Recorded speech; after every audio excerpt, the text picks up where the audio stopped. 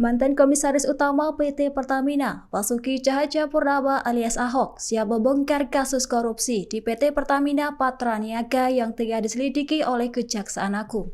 Kasus ini melibatkan oplosan bahan bakar minyak yang terjadi pada tahun 2018 hingga 2023. Kala itu Ahok menjabat sebagai Komisaris Utama Pertamina pada periode 2019 hingga 2024. Bahkan dirinya mengakui bukti rekaman dan notulen rapat selama masa jabatannya.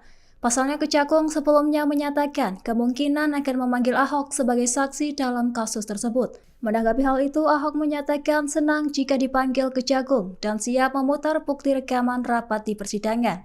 Menurutnya rekaman tersebut berisi fakta penting yang terjadi di Pertamina.